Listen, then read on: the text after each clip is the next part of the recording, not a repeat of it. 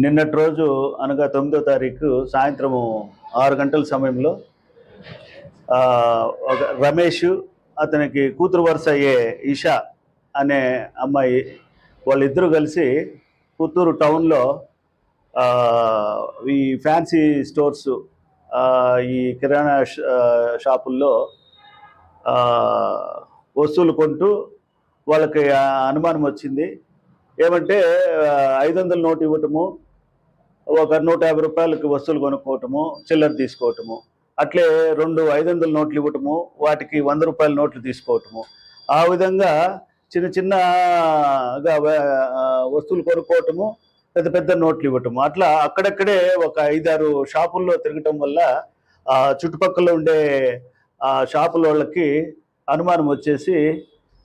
వెంటనే వాళ్ళు ఇచ్చిన ఈ కరెన్సీ నోట్లు కూడా బాగా ఫ్రెష్గా కొత్తగా ఉండటంతో అనుమానం వచ్చి ఆ కౌంటింగ్ మిషన్లో పెట్టి చెక్ చేసినప్పుడు అవి ఫేక్ కరెన్సీ నోటుగా నిర్ధారణ అయింది. వాళ్ళు వెంటనే దగ్గరలో ఉండే పుత్తూరు అర్బన్ పోలీస్ స్టేషన్లో ఫిర్యాదు చేయడంతో సిఐ గారు, ఎస్ఐ సిబ్బంది అంతా వెళ్ళి సీసీ కెమెరాల సాయంతో వాళ్ళని వెంటనే అదుపులోకి తీసుకొని ఈ కుప్పయ్య శెట్టి అనే ఒక వ్యాపారి, అతని షాప్లో కూడా ఈ విధంగా జరిగింది కాబట్టి అతనితో కంప్లైంట్ తీసుకొని ఒక కేసు నమోదు చేసి వెంటనే సిఐ గారు వీళ్ళని ఇద్దరిని